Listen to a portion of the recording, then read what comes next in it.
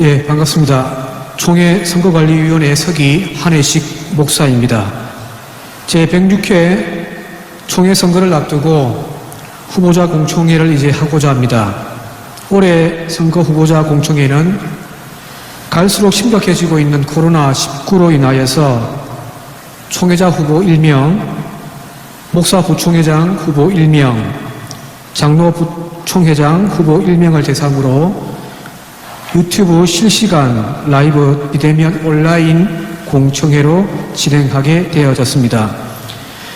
코로나19 변이 바이러스 확산으로 인하여서 우리 총대원들과 가까이 함께하면서 했으면 더 좋았을 것을 사정상 온라인으로 후보자들의 소견과 정책을 나누게 된 점을 깊이 있게 양해해 주시기를 부탁을 드리겠습니다. 공청회에 대한 자세한 내용과 후보자에 대한 설명은 이미 배포해드린 인쇄물을 참조해 주시기를 바랍니다. 이번 후보자 공청회가 공정선거를 실천하고 또한 후보자를 잘 검증할 수 있는 좋은 기회가 되어 줄 수 있도록 많은 관심과 협력을 부탁을 드립니다. 힘든 상황 속에서도 공청회를 진행할 수 있도록 장소를 허락해 주신 청암 청주우암교회 이준원 목사님과 당회원 그리고 모든 교인들에게 총회를 대신하여 깊이 감사 인사를 드립니다. 이제 이 시간 후보자 공청회를 진행하기에 앞서서 장로 부총회장 김철수 장로님 기도 인도해 주시겠습니다.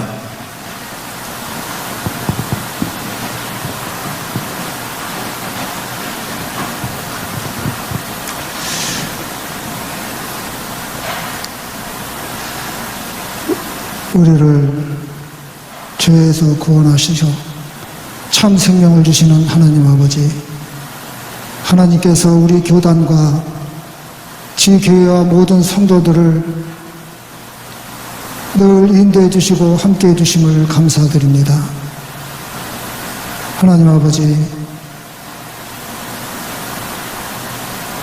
우리 교단을 통하여 하나님의 뜻을 세우고 지교회를 지금까지 인도하게 해주신 하나님께 감사드립니다. 오늘은 특별히 106회 총회 후보자 공청회로 이 시간 모였습니다. 하나님 아버지, 이 시간도 함께 주시옵소서. 우리 후보자들께서 너무나도 귀하고 귀한 분들이 이번 아버지 선거에 아버지 하나님 등록을 하였습니다. 아버지 하나님, 우리 후보자들께서 더욱 담대하게 정직하게 자신의 소견을 잘 발표하여서 우리 기장교단에 속한 모든 성도님들과 하나님 앞에 아버지 하나님 자신의 의견을 잘 발표할 수 있는 귀한 시간이 되게 하여 주옵소서. 아버지 하나님, 이 공청회를 진행하는 모든 분들 위해 함께 하시고 이 공청회가 아버지의 뜻 가운데 잘 이루어질 수 있도록 도와주시옵소서. 이 모든 말씀 우리를 구원하신 예수님 이름으로 감사하며 기도 올리옵나이다. 아멘. 예, 감사합니다. 바로 이어서 선거관리위원장 육승종 목사님께서 나오셔서 취지를 설명해 주시겠습니다.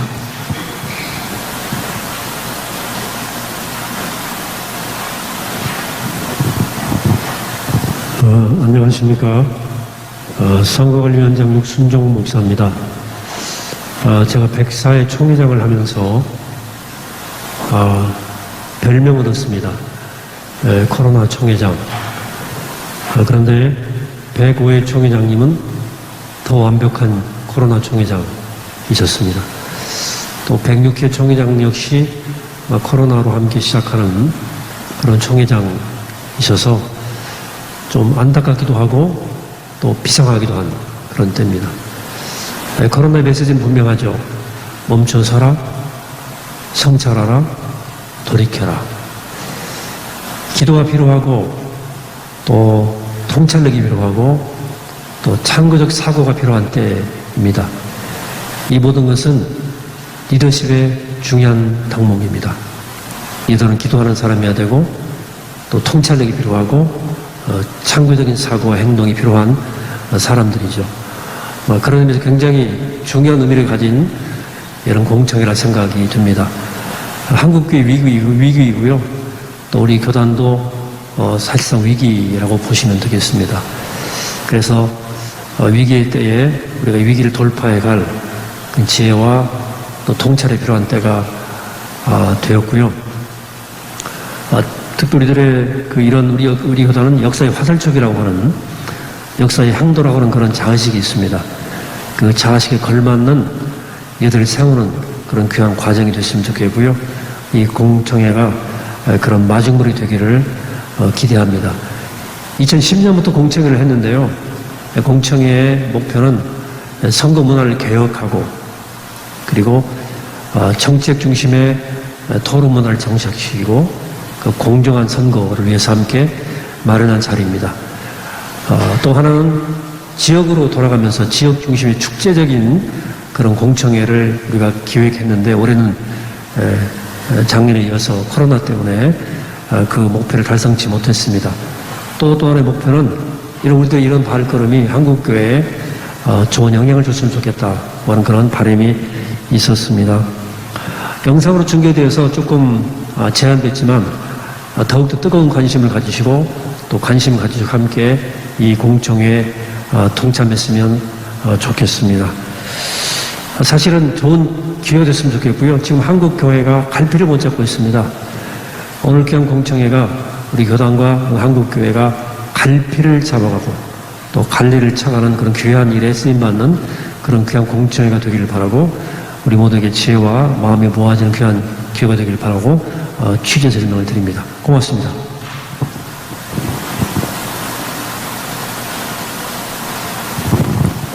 예, 이 시간은 본교단 총회장 이건희 목사님 나오셔서 격려의 말씀 해 주시겠습니다.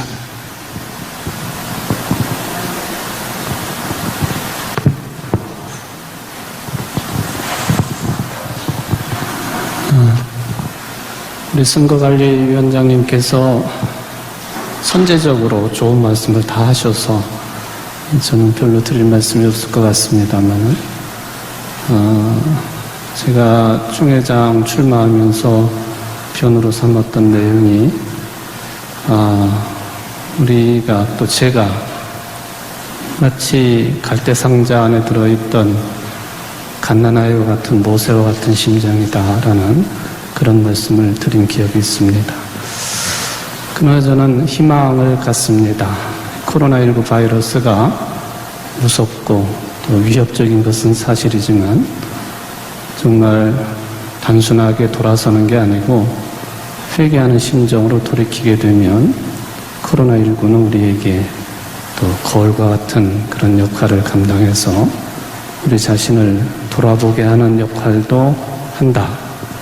그래서 이 끔찍한 때를 좀 기적의 때로 만들어 가는데 이제 우리 교단의 새로운 리더십이 세워지는 즈음에 와 있습니다.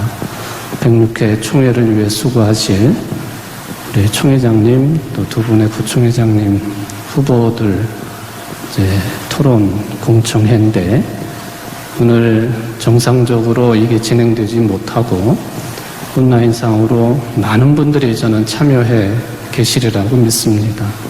이 시간이 절망을 바라보는 게 아니라 희망을 바라볼 수 있는 소중한 시간 되시기를 바라고 이를 위해 수고하신 선거관리위원장님과 또 모든 위원들 감사를 드리고 또 오늘 토론회에 사회를 보실 임연호 목사님께도 또 미리 감사의 말씀을 드립니다.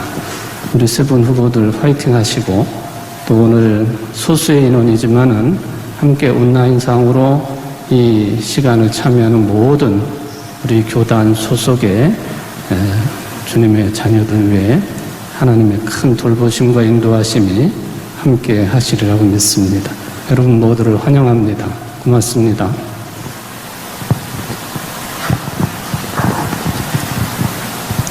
예, 이 시간은 총회 총무 김창주 목사님 인사해 주시겠습니다. 제106회 우리 총회 선거 공청회를 이렇게 열게 되어서 먼저 감사를 드립니다. 원래는 대면으로 저희가 준비했습니다.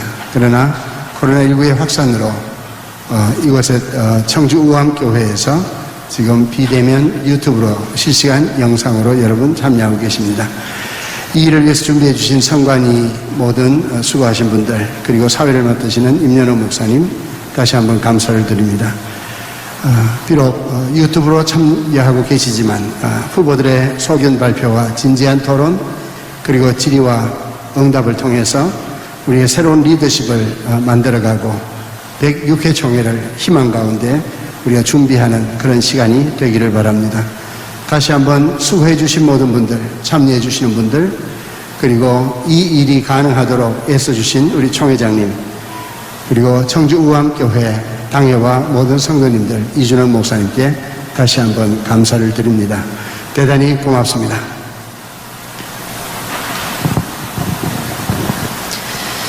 예, 이제 공청회 진행에 앞서서 몇 가지 말씀드리도록 하겠습니다. 이번 공청회는 현장으로 하지 아니하고 전면 온라인 비대면으로 진행하기 때문에 현장에서 질의를 받을 수가 없습니다. 대신 유튜브 채팅창에 질의를 올리시면 되고요. 또 기장총회 한국기독교장로회라고 하는 채널로 들어가시면은 카카오톡으로도 질의를 할 수가 있습니다. 질의를 하실 때에는 반드시 총대원만 질의가 가능하게 되어져 있습니다.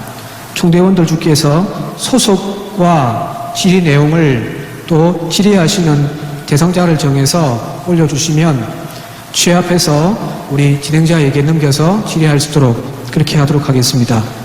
또한 진행하신 때 또 말씀하시겠습니다마는 인신공격이라든지 비방과 같은 내용들이 들어가 있는 질의는 채택하지 않도록 하겠습니다. 자, 이제 공청회 토론을 진행할 진행자를 소개해 드리도록 하겠습니다. 오늘 공청회 토론 진행을 맡으신 분은 대구노회 성락교회에 심화하시는 임연호 목사님이십니다. 우리 함께 소리는 들리지 않지만 힘찬 박수로 맞이해 주시면 감사하겠습니다.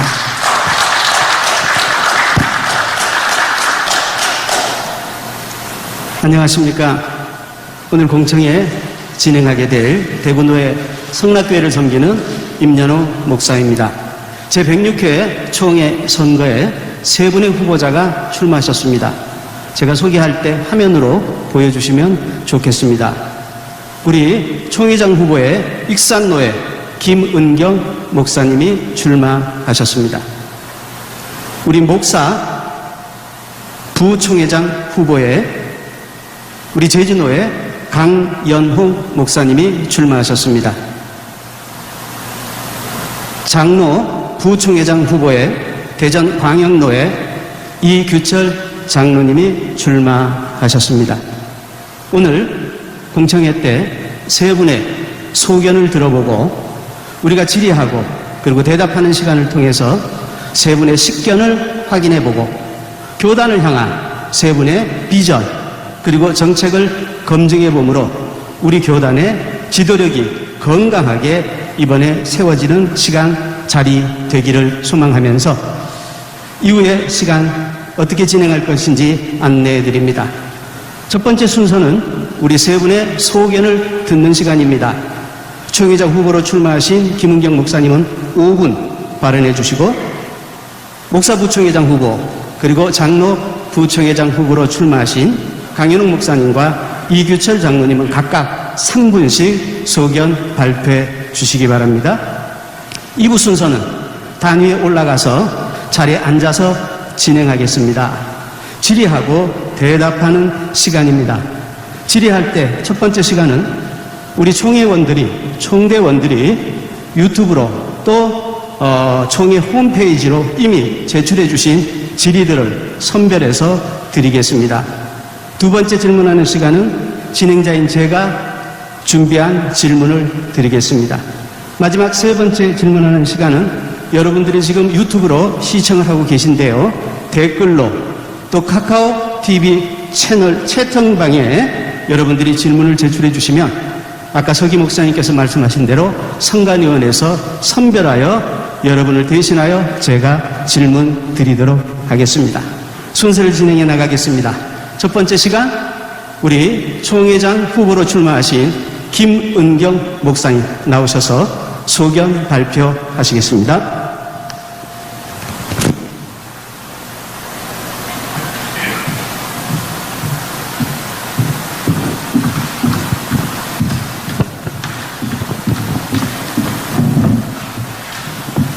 총회장 후보 김은경 목사입니다. 익산노회 소속 익산중앙교회를 담임하고 있습니다.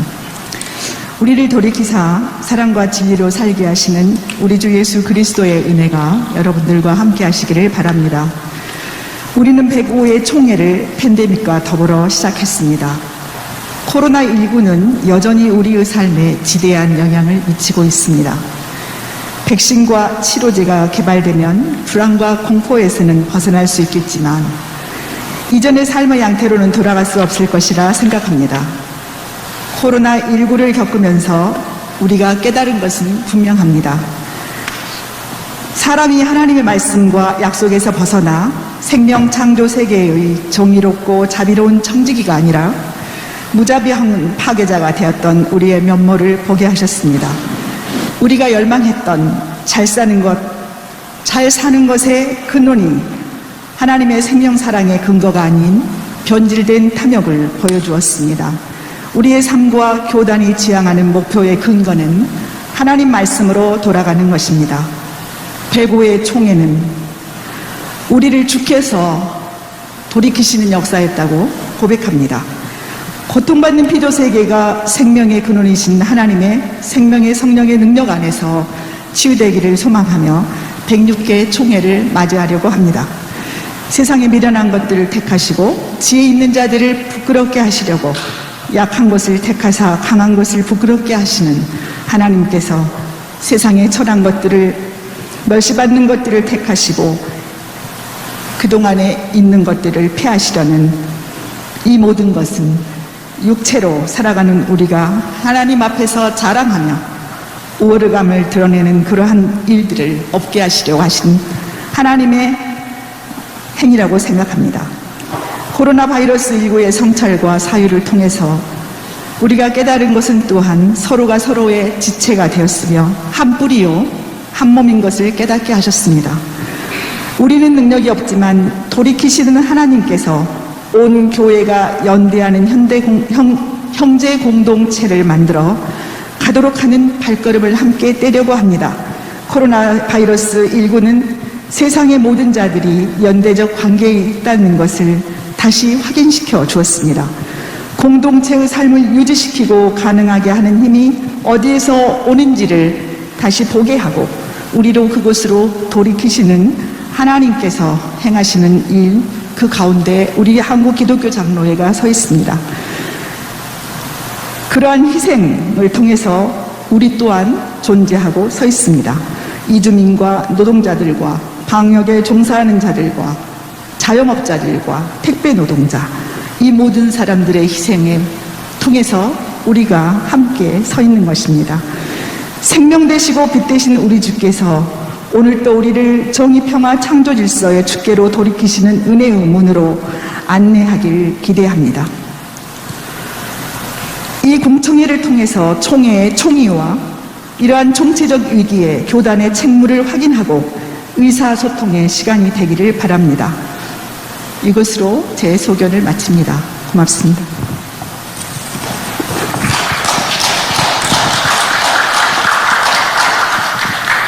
이어서 두 번째 시간입니다. 우리 목사 부총회장 후보로 출마하신 제주노회 강연홍 목사님께서 소견 발표해 주시겠습니다.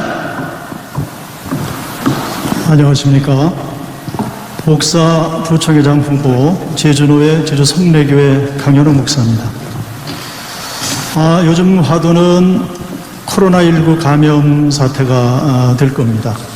생전 듣도 보도 못한 이 코로나19 감염 사태로 인해서 특별히 하나님의 교회를 볼 때 많은 예배 그리고 모든 모임, 훈련, 선교 전 영역에 걸쳐서 제한을 받고 있고 그리고 위축된 그런 상황입니다. 자, 이런 상황에서 저는 우리 교단이 추구하고 있는 생명, 평화, 정의에 대한 그 목회를 곱씹으며 정리를 해봤습니다. 제가 그 신학 학부에 들어가서 참 처음에는 많이 좀 갈등을 했습니다. 제가 본래는 기장 사람이 아니고 감리교 사람이었습니다. 신학을 들어가서 신학 공부를 하는데 처음에는 많은 갈등이 있었습니다. 그런데 제 나름대로 정리했던 것은 신학은 차갑게 하자. 우리 기장 신학이 너무나도 좋았습니다. 신학은 차갑게 하고 신앙은 뜨겁게 갖자. 언젠가는 이것이 시너지 효과가 나고 대사회적으로 귀한 하나님의 역사를 일으킬 때가 올 것이다 하는 그런 마음, 그런 기도가 있었습니다. 이 코로나19 팬데믹 시대를 맞으면서 바로 그 생각을 했습니다. 생명, 정의, 평화를 우리 교단에서 부르짖고 있는데 바로 그 생명 목회, 정의 목회, 평화 목회를 이 코로나19 팬데믹 사태를 통해서 바로 우리가 지금 이 모든 것들을 구체화시켜서 이행해 나가야 될 그러한 시기를 우리가 맞고 있는 것이 아닌가. 돌이켜보면 자, 이 목회는 우리 교단이 할 수가 있다는 거죠. 우리 교단만 할 수 있는, 그동안 충분히 축적되어 있고 훈련된 이 모든 것들을 현장에 적용시키는 그 일만 우리가 제대로 감당해내면 정말로 멋진 목회 그리고 한국교회를 변화시킬 수 있는 그러한 일을 할 수 있겠다 하는 그러한 비전을 품고 기도하고 있습니다. 좀 이따 이제 질문을 하시게 되면 다시 구체적으로 좀 말씀을 드리겠습니다만은 이러한 귀한 비전을 품고 목사 부총회장 후보에 출마를 하게 됐고요. 그리고 여러분들이 많은 공감대가 형성이 된다면 함께 기도하면서 이 모든 일들을 우리 교단 전체가 한번 감당해내게 되면 물론 많이 침체되어 있는 그런 상황들 모든 교회들 가운데 있지만은 정말 아름다운 교단으로 창조적인 화살촉으로 이 시대를 리드해 나가지 않겠나 하는 그런 생각을 합니다. 예, 제 소견을 이상 마치도록 하겠습니다. 이어서 장로 부총회장으로 출마하신 이규철 장로님의 소견을 듣겠습니다.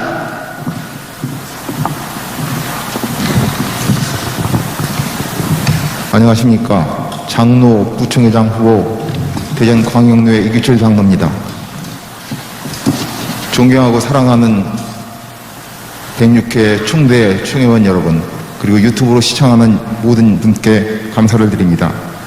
우리 교단은 태동부터 복음의 자유와 신앙 양심에 따라 하나님의 현교 정신으로 교회를 세우고 민족의 화해와 통일, 민주화를 선도하는 그런 교단으로 이제 이루어왔습니다. 많은 고난과 역경 속에서도 눈물의 기도와 고귀한 희생으로 자랑스러운 우리 기장교단과 교회를 지켜오신 목사님들과 장로님들, 그리고 전국의 기장교회 성도님들의 노고에 감사를 드립니다. 부족한 종을 장로로 세워주시고 자랑스러운 기장교단을 섬길 수 있도록 은혜 주셔서 감사합니다. 맡겨진 귀한 사역들을 지금까지 감당하게 됨을 감사드리며 특별히 총회를 섬길 수 있도록 106회 총회 장로 부총회장 후보로 기회 주심을 영광으로 생각하며 주님께 감사를 드립니다. 현재 우리 교단은 교회와 성도의 감소로 심각한 위기에 있습니다. 특별히 코로나19로 인하여 많은 교회들, 특별히 임대교회, 작은 교회들은 존립조차 힘겨운 처지에 있습니다. 기장의 미래인 청소년, 청년들이 교회에 나오려고 하지 않습니다. 성도들이 교회에 모여서 예배드리는 것보다 영상을 통하여 가정예배를 드리는 것이 익숙해져 있습니다.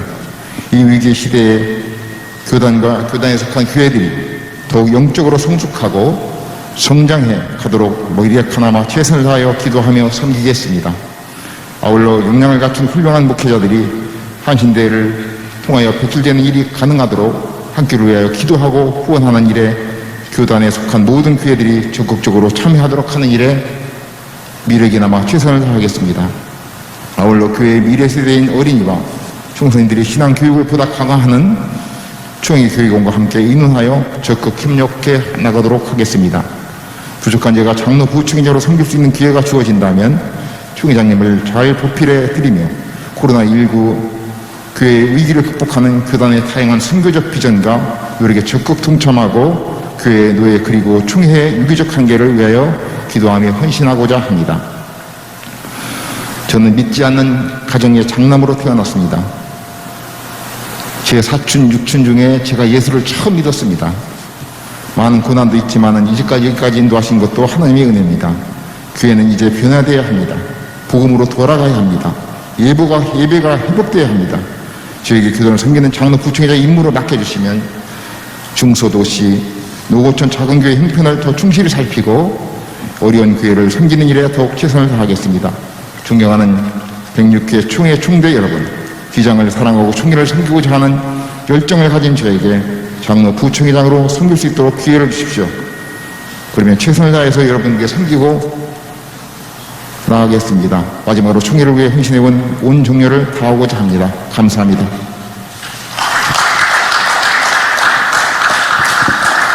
네, 세 분의 소견 발표를 들었습니다. 비교적 시간을 잘 지켜주셨습니다.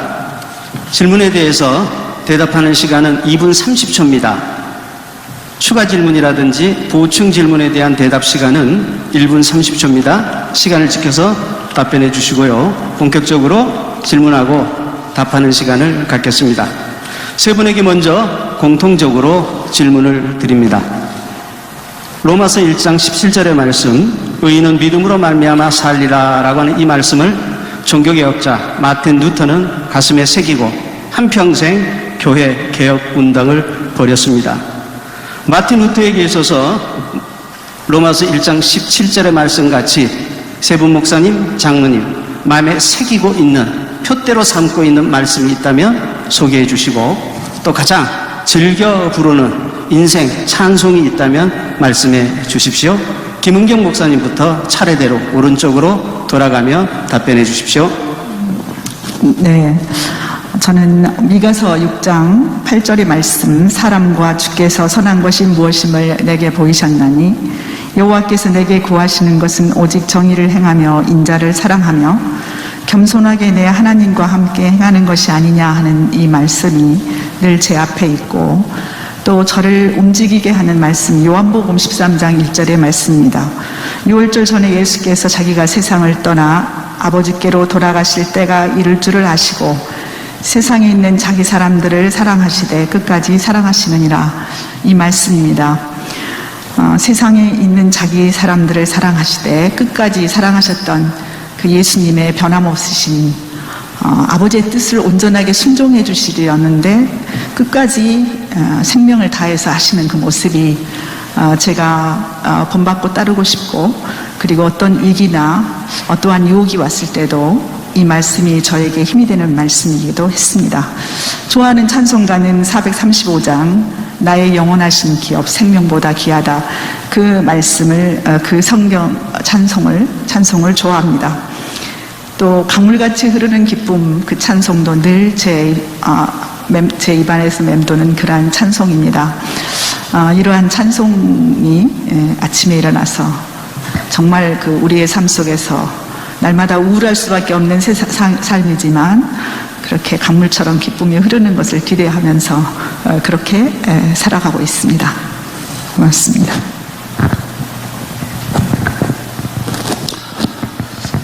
제가 즐겨 읽고 그리고 묵상하는 성경 구절은 히브리서 3장 1절의 말씀입니다. 그러므로 함께 하늘의 부르심을 받은 거룩한 형제들아, 우리가 믿는 도리의 사도이시며 대제사장이신 예수를 깊이 생각하라라는 말씀입니다. 세상이 많이 드라이해지고 많이 가벼워졌다는 그런 생각을 합니다. 또한 우리 믿는 자들의 믿음도 가벼워지고 모든 행동거지들도 너무 세상 유행에 취하다 보니 가벼워져 있는 것이 아닌가. 특별히 목사 입장에서는 더더욱 경계로 삼아야 될 그런 일들인데, 자, 이 말씀 보면 우리가 믿는 도리의 사도이시며 대제사장이신 예수를 깊이 생각하라 이렇게 말씀을 하십니다. 그래서 날마다 이 말씀을 묵상하며 예수님을 깊이 생각하는 그런 마음가짐을 가지고 목회에 임하고 있고요. 또 그렇게 살려고 애를 쓰고 있습니다. 자, 그리고 제가 애창하는 찬송은 249장 찬송인데요. 주 사랑하는 자 다 찬송할 때에 이 천국을 주제로 한 찬송입니다. 좀 특별한 기억이 저한테는 있습니다. 저희 어머니가 제가 20살에 돌아가셨습니다. 저희 아버지가 제가 24세 돌아가셨습니다. 사남매 맞이로 부모님 일찍 여의고 동생들과 함께 살아가는 그런 그 삶의 과정들이 있었는데요. 그때 그 부모님, 믿음 좋으셨던 그 부모님들을 늘 추억하면서 다시 만날 날을, 하나님 나라에서 다시 만날 날을 늘 기대하며 소망하며 그렇게 이 249장 찬송을 참 좋아하고 또 이 찬송을 부를 때마다 제가 은혜의 눈물을 흘리곤 합니다. 그래서 249장을 늘 애창하고 있습니다.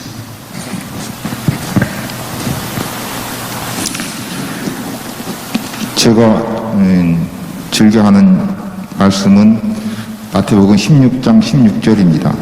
시몬 베드로가 대답하여 이르되 주는 그리스도시요 살아계신 하나님의 아들이십니다. 저는 장로입니다. 장로는 세상 속에서 많이 살아가고 있습니다. 사업도 하고 이 사람도 만나고 여러 사람들을 만나죠. 늘 하나님을 고백하지 않고서는 살아갈 수가 없습니다. 믿음을 지킬 수가 없습니다. 그래서 늘 믿음을 지키려고 주는 살아계신 하나님이십니다 하면서 말씀을 고백하고 늘 예수님께 나아가려고 노력을 하고 삽니다. 늘 부족하고 연약할 때가 참 많습니다. 어떤데 이 환경을 보면은 그리스도의 환경이 아닌 쪽도 너무나 많이 있습니다. 그러나 주는 그리스도시요 살아계신 하나님의 아들이심을 베드로가 고백한 것 같이 저도 늘 고백하려고 노력하고 있습니다. 그 노력 안에서 열심히 살아가려고 하고 있습니다. 제가 즐겨 부르는 찬송은 453장 총회장님과 똑같은 말씀 찬송인데 나의 영원하신 기여. 이 찬양을 드리면 한없이 기쁘고 마음이 벅찹니다. 나의 영원하신 기업을 위해서 날마다 달려가고 열심을 하겠습니다. 감사합니다. 네, 세 분의 답변 고맙습니다. 좋아하는 하나님의 말씀 확인해보고 또 작은 간증을 듣는 시간을 통해서 은혜스러운 시간을 가졌습니다. 이제 개인적으로 한 분 한 분에게 개별 질문 드리겠습니다. 총회장 후보 우리 김은경 목사님에게 질문하겠습니다. 지난 1년 동안 부총회장님으로 일하시면서 총회장님을 보필하며 교단의 일을 살피셨을 것입니다. 이제 총회장이 되시면은 어떤 분야, 어떤 영역에 있어서 사역을 집중하고 싶은지, 그리고 교단의 미래를 위해서 해결돼야 될 우리 교단의 현안 무엇인지 3가지 정도 말씀해 주십시오.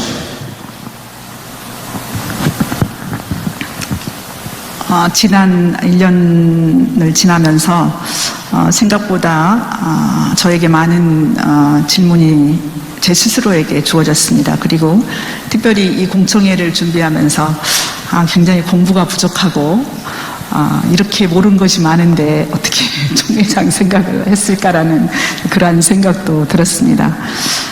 그러나 중요한 것은 저는 한국기독교장로회를 사랑하고 그리고 한국기독교장로회의 현재와 미래를 어떻게 저의 작은 힘과 그리고 드려지는 것으로 함께 갈 수 있고, 특별히 한국기독교장로회가 그동안의 역사 속에서 우리 결례의 미래와 그리고 과거에 얼마나 많은 분들이 생명을 바쳐서 소명을 바쳐서 일을 하는 것을 생각하면서 더욱더 무거워지기도 합니다.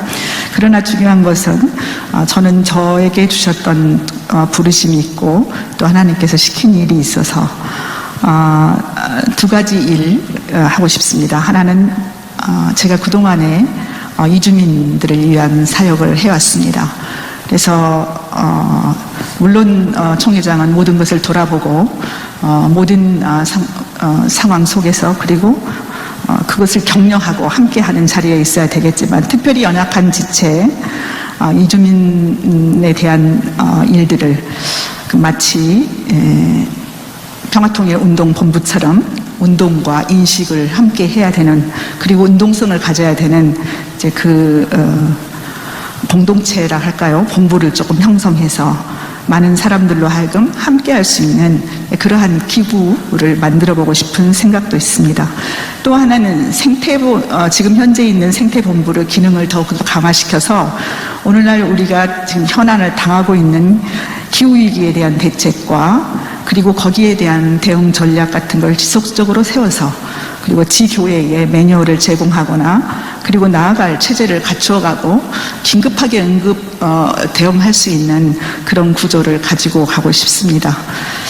특별히 더 하고 싶은 것은 우리 여교육자들, 우리나라의 인구 문제, 또 문제가 되고 있는 이 상황에서 미래 세대를 위한, 그래서 그 미래 세대를 준비하는 현재의 임신, 출산, 경력 단절을 경험하고 있는 우리 여성 목회자 후보자들에게 유급 휴가제도를 어떻게 하면 적용해서 그 일들을 더 소명을 가지고, 그리고 교단에 대한 사랑과 변함없는 열정을 가지고 일하게 할 것인가에 대한 관심도 지대합니다. 함께 나누기를 원합니다. 네, 고맙습니다. 우리 목사 부총회장 후보로 출마하신 제주노회 우리 강연웅 목사님에게 개별 질문 드리겠습니다.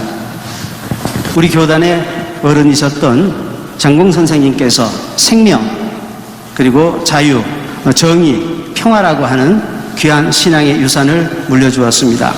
생명, 그리고 정의, 평화가 목회 현장에서, 선교 현장에서 이루어지려면, 구현되려면 어떻게 우리가 해야 되겠는지, 그리고 생명, 정의, 평화, 세계의 핵심 가치 외에 추가하고 싶은 우리 목사님이 생각하는 가치가 있다면 말씀해 주십시오. 하나님께서 천지 만물을 창조하시고 모든 창조물들을 우리에게 맡겨주셨습니다. 그런데 그 맡겨주신 모든 것들을 제대로 관리하지 못하니까 지금 우리에게 요구된 것이 생명, 정의, 평화와 같은 이러한 그 믿음의 덕목들, 또 목회 여러 가지 모습들이 우리에게 주어져 있고 또 우리에게 이게 과제가 되지 않았나 하는 그런 생각을 해봅니다. 지금 코로나19 팬데믹 사태가 일어난 것도 역시 하나님께서 우리에게 창조하고 주신 그 창조물들을 제대로 관리하지 못한 그런 결과로 이러한 어려움들이 닥쳐온 것이 아닌가 하는 생각을 하고요. 또 많은 사람들이 그렇게 또 생각을 하고 있습니다. 자, 그런데 우리가 이제까지 보면 생명, 정의, 평화 이 운동을 해오긴 해왔는데 가만히 생각을 해보면은 현장 목회, 또 현장의 모든 교우들과는 조금 괴리된 그러한 문제들도 없지 않았다는 그런 생각이 듭니다. 그래서 이것을 우리가 붙들고 투쟁도 해오고 여기까지 왔습니다만은 이게 현장까지 그게 파급이 돼서 과연 얼마만큼 적용이 되고 있는가 하는 그런 과제가 우리에게 남지 않았나 하는 그런 생각을 해봅니다. 그래서 이제 투쟁도 물론 해야 되겠지만은 이제는 교회 안의 모든 성도들에게까지 이 모든 생명 목회나 정의 목회, 평화 목회가 스며들어가서 그래서 소위 풀뿌리 민주주의 이런 얘기도 하는데요. 이걸 우리 목회에 적용을 해보면 모든 성도들로부터 함께 이 모든 것들을 함께 감당해낼 수 있는 그런 목회가 되어져야 되지 않겠나 하는 그런 생각을 해봅니다. 그래서 생명 목회뿐만이 아니라 이것을 좀 더 넓혀서 생태 목회라고 이야기를 좀 할 수도 있겠고요. 그 다음에 정의 목회는 이 공정의 문제라고 생각을 합니다. 이게 정치하는 분들이 공정 얘기를 많이 해서 좀 쓰기가 그런데 사실은 우리가 먼저 이것을 사용을 했던 거죠. 공정한 그러한 사회, 그리고 비신자들이 우리를 봤을 때 과연 하나님의 교회는 공정하다 하는 이러한 모습들을 좀 보여야 되지 않겠나 하는 것이고요. 이 평화 목회에 관해서는 지금 많은 사회적인 문제들, 세대 갈등, 젠더 갈등, 이념 갈등과 같은 이런 많은 모습들이 지금 나타나고 있는데 하나님의 교회가 그 틈바구니에 들어가서 화해를 하고 치유를 하고 중재자로서의 모든 역할들을 감당하게 되면 우리 한국교회가 특별히 우리 기장교단이 바로 세움받아서 모든 이들에게 아름다운 영향력을 끼치지 않겠는가. 바로 그런 기회를 하나님 이 팬데믹 사태를 통해 우리 교단에 허락해 주신 것이 아닌가 하는 그런 생각을 합니다. 그래서 이 모든 것들을 감당하기 위해 이 부분을 놓고 연구하고 토론하고 어떤 정책이 이제 개발되어야 되겠죠. 그래서 이것이 우리 기장 1600여 교회가 함께 감당해 나갈 때에 오히려 이 모든 어려운 문제, 이 시기가 우리에게는 좋은 기회가 되지 않겠나 하는 그런 생각을 해봅니다. 네, 고맙습니다. 조금 거시적인 주제 질문을 드렸더니 조금 답변이 길어졌습니다. 시간을 조금 다음부터 지켜주시고요. 우리 이규철 장로님에게 묻겠습니다. 성령의 9가지 열매, 장로님 다 아시죠? 네, 그 가운데서 본인이 맺고 있다고 생각하는 성령의 열매 3가지 말씀해 주시고요. 또 내가 좀 부족하다 생각하시는 3가지 열매 말씀해 주십시오. 성령의 9가지 열매 중에서 부족한 것이 너무 많은데요. 제가 우레 참음과 절제, 좀 양선이 부족한 것 같고요. 사랑과 자비와 우기는 그런 대로 좀 점수가 있는 것 같습니다. 근데 사랑과 충성은 열심히 사랑하고 열심히 섬기고 충성하면 되는데 절제와 오래 참음은 좀 부족한 것 같아요. 절제와 오래 참음은 제 성격이 좀 급할 때가 있습니다. 그건 누구도 제가 인정을 합니다. 근데 오래 참음이 좀 잘 안 될 때가 있고 절제할 때서 좀 절제해야 되는데 절제를 못할 때가 있습니다. 근데 후회를 하지만 그래도 주 안에서 열심히 노력하고 살려고 노력하고 있습니다. 감사합니다. 네, 고맙습니다. 이제 진행자인 제가 준비한 질문들을 드리겠습니다. 먼저 공통 질문입니다. 답변하는 순서는 이번에는 우리 강연욱 목사님께서 먼저 말씀해 주시고요. 그 다음에 이규철 장로님 말씀해 주시고 마지막으로 김은경 목사님께서 답변해 주시면 좋겠습니다. 질문 드리겠습니다. 성경에는 많은 믿음의 지도자들이 나와 있습니다. 민족의 해방자였던 모세, 무너진 성을 세운 느헤미야, 성경에 나와 있는 여러 인물들 가운데, 지도자 가운데 내가 어떤 사람을 롤 모델로 삼고 있는지, 또 그들이 발휘한 리더십, 지도력이 어떤 것이었는지 말씀해 주십시오. 성경의 훌륭한 지도자들의 리더십을 본받으려고 그러고 따르려고 그러는데 제가 경험을 해보니까 이 나이를 먹음에 따라 좀 달라지는 것 같아요. 한때는 베드로를 많이 흠모했었고요. 또 때로는 사도 바울도 많이 흠모를 해봤습니다. 그리고 언젠가는 느헤미야의 신치가 돼서 느헤미야를 읽고 연구를 해보기도 했는데요. 근데 자꾸 나이를 먹어보니까 지금은 제가 좀 의외이실지 모르겠습니다. 여호야다라는 제사장이 있고요. 또한 그의 부인 여세바라고 있습니다. 그 두 사람의 리더십을 지금 묵상하고 있고요. 참 이분들을 닮아야겠다 하는 그런 생각을 해봅니다. 자, 그분들의 이야기는 역대하 24장 전후로 등장을 하는데 그 아합의 딸이었죠. 그 아달랴가 아합과 여호사밧의 그 정략적인 그 결혼으로 인해서 여호사밧의 아들하고 결혼을 이제 하게 되죠. 자, 그런데 그가 들어와서 아주 악행을 저지릅니다. 나중에는 자기 아들들을 다 죽이는 막 그런 일을 다 하게 되는데 이 여호야다 제사장하고 그 부인인 여호세바가 그 요아스라고 하는 아들을 숨기지 않습니까? 숨겨서 그 제단에서 6년을 그 요아스를 키워서 그 남유다의 그 왕의 대를 잇게 한다는 거죠. 그래서 그 모습을 보면서 굉장히 깜짝 놀랄 그런 일이었습니다. 그 서슬이 시퍼런 그 아달랴의 치하에서 목숨을 걸고 그 일을 감당해낸 귀한 모습. 근데 거기에 더 깊은 영적인 의미가 있죠. 사실은 일찍이 하나님께서 다윗의 후손들이 대가 끊어지지 않을 것이다. 왕위에 오를 자가 끊어지지 않을 것이다. 약속을 해주셨는데 아달랴가 요아스까지 죽였으면 대가 끊어지게 됐던 거죠. 근데 하나님께서는 여호야다 부부를 예비하셔서 대를 잇게 하시는. 그래서 보면 이 여호야다 제사장이 130년을 살았습니다. 이것은 그 옛날에 아주 대단한 일이죠. 그래서 하나님께서 그러한 장세법을 주셔서 그렇게 귀한 일을 감당하게 하셨구나 하는 것을 보면서 그들의 그 리더십, 헌신, 희생을 좀 본받으려고 요즘 많이 묵상을 하고 있습니다. 네, 제가 우리 강연홍 목사님 답변에 대해서 추가로 질문하겠습니다. 우리 여호야다라고 하는 많이 알려지지 않은 인물을 소개해 주셨는데요.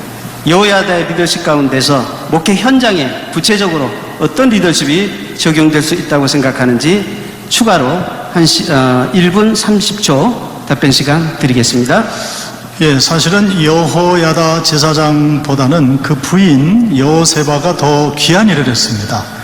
이 여호세바가 요아스를 몰래 빼돌리죠. 그래서 유모하고 빼돌려서 제단에서 6년 동안 숨쉬는 소리도 숨기면서 그들을 감당해내서 결국은 하나님의 말씀을 잊게 했고 약속을 성취시킨 귀한 그 헌신의 모습을 보게 되는데, 그렇습니다. 하나님의 그 교회 현장 가운데서 이런 희생적인 하나님의 약속, 하나님의 축복, 하나님의 말씀을 위해서 자기 자신을 희생하고 헌신할 수 있는 이러한 귀한 리더십이 필요할 때가 아닌가 하는 그런 생각을 하는 겁니다. 네, 고맙습니다. 우리 이기철 장로님 답변해 주십시오. 저는 성경에 나오는 인물 중 여러분들이 있지만 베드로를 참 좋아합니다. 베드로는 믿음도 화끈하게 믿었고요. 나중에는 거꾸로 갔습니다. 그런 베드로가 너무나 좋았고요. 그리고 부인도 했지만 저는 예수 믿으면서 부인한 적은 없습니다. 그러나 베드로가 그 살았던 그 인생, 그 삶을 보면은 너무나 한꺼번에 갑니다. 그가 예수 그리스도를 만난 후에 그 삶은 어부였지만은, 처음에 어부였지만은 나중에는 사람을 낚는 어부가 됐습니다. 저는 그런 베드로가 참 좋습니다. 그리고 베드로를 통해서 제가 은혜를 많이 받았습니다. 그래서 성경도 제가 마태복음 16장 16절 주는 그리스도 살아계신 하나님의 아들이십니다 하는 것도 고백했는데, 저는 그 고백하는 그 베드로가 너무나 좋았고 그 고백 속에서 날마다 살아가고 있습니다. 늘 베드로 같은 삶을 살아가기를 저는 원하고 또 원합니다. 앞으로도 제가 마지막이 택하면 베드로 같은 마지막이 되길 원합니다. 그런 베드로의 삶을 통해서 우리 많은 이들에게 살아계신 하나님을 증거하는 그런 성도가 되고 싶습니다. 그게는 우리가 천국에 가는 것은 직분이 아니요 성도로 가는 것입니다. 성도로 가는 것을 저는 늘 베드로를 바라보면서 우리가 살도록 열심히 노력하겠습니다. 앞으로 제가 부총회장이 되면은 제 나름대로의 그 삶을 통해서 열심히 최선을 다해서 노력하겠습니다. 감사합니다. 네, 고맙습니다. 베드로 같은 열정과 뚝심으로 열심히 교단 부총회 되시면 일하시겠다라고 하는 각오를 밝혀주셨고요. 우리 김은경 목사님 답변을 듣겠습니다. 저도 제 인생을 돌아보건대 한 3기 정도로 나눠질 수가 있겠는데요. 특별히 제 짝꿍과 이별을, 저는 정말 복입니다. 마지막 때 만남을 준비하면서 살아가고 있는데요.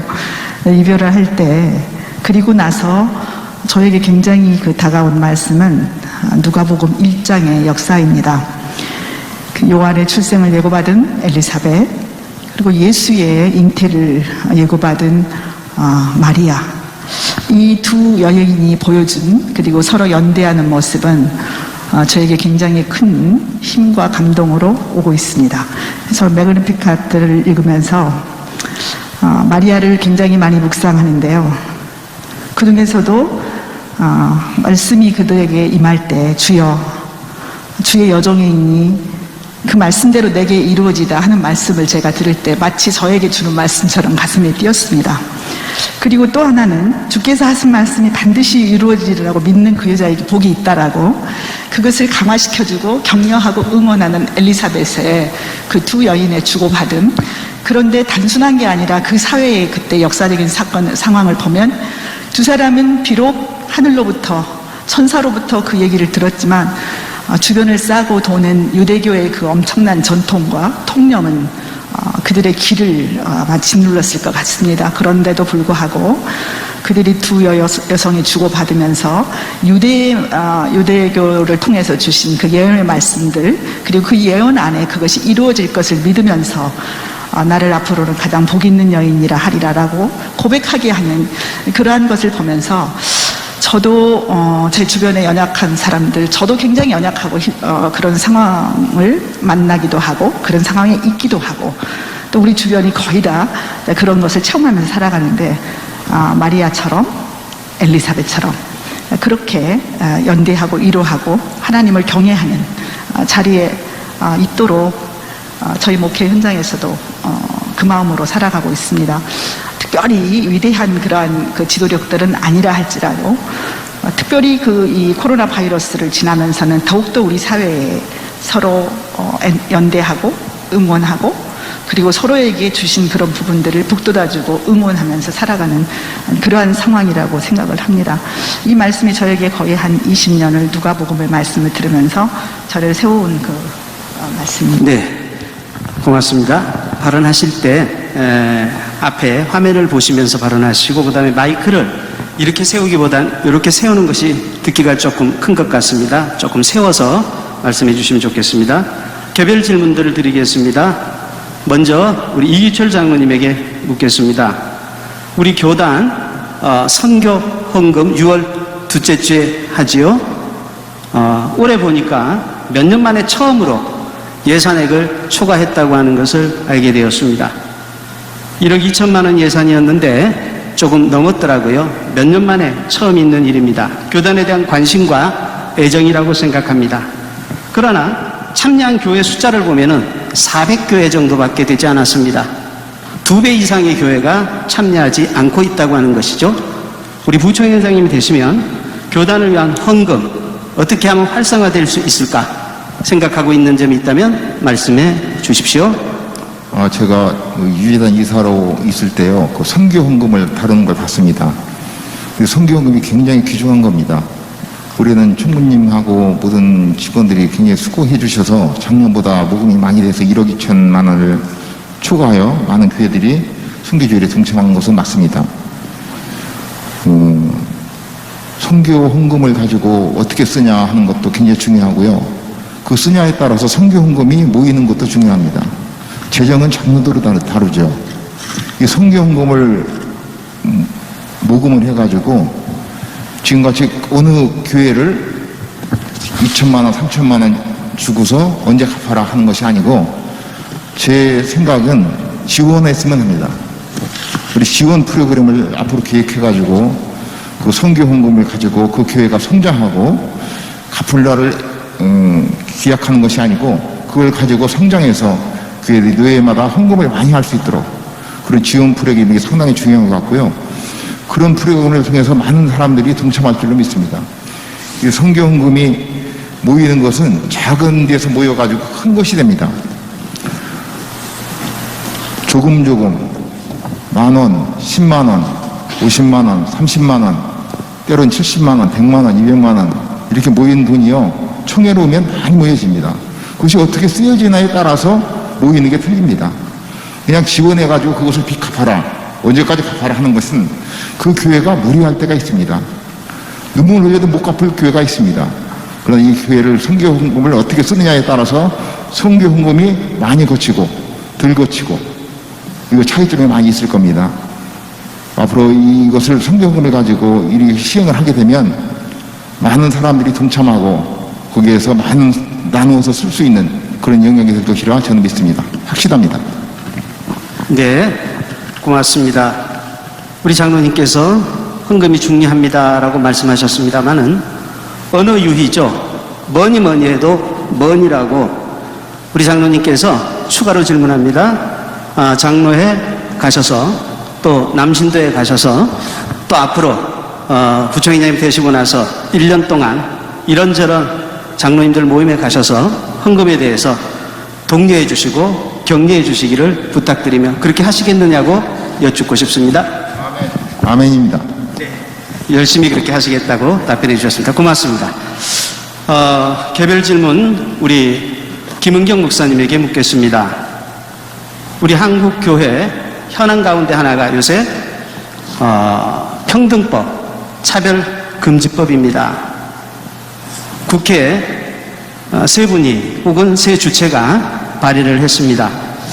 여기에 대해서 우리 목사님 입장이 어떠하신지 그리고 교단의 총회장으로서 우리 교단이 이 문제에서 어떻게 대처해 나가셔야 한다고 생각하시는지 말씀해 주십시오.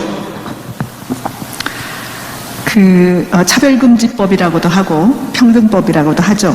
왜냐하면 그것을 제출한 정당, 정의당이나 민주당의 이름이 각각 다르지만 내용은 거의 비슷한 내용이기도 합니다.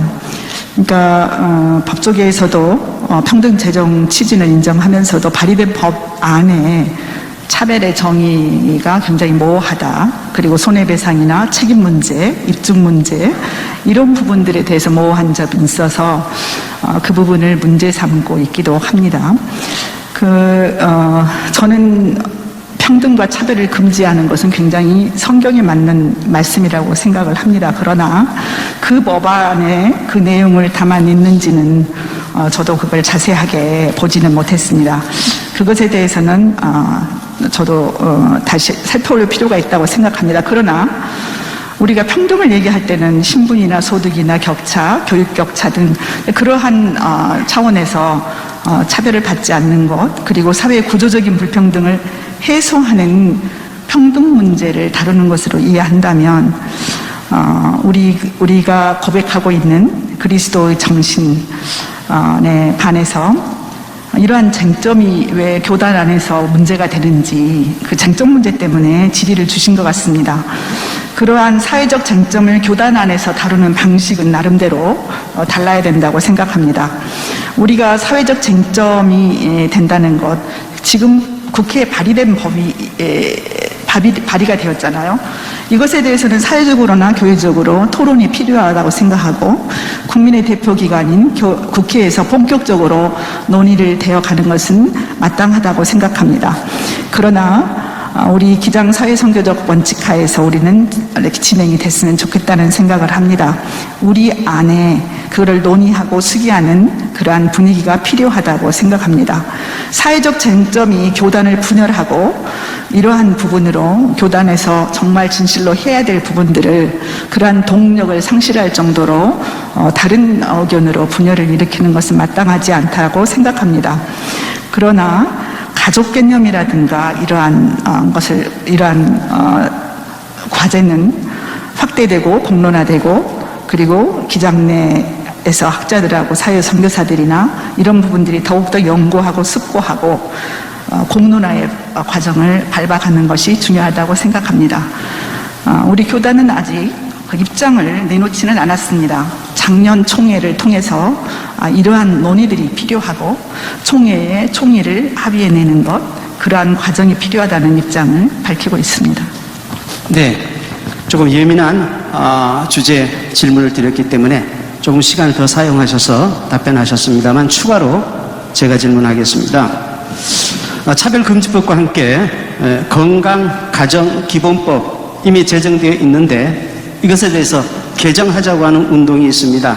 안에 담긴 문제가 되고 있는 내용 가운데 하나는 우리가 생각하는 대로 가정의 정의에 대해서 확대하자고 하는 것이죠.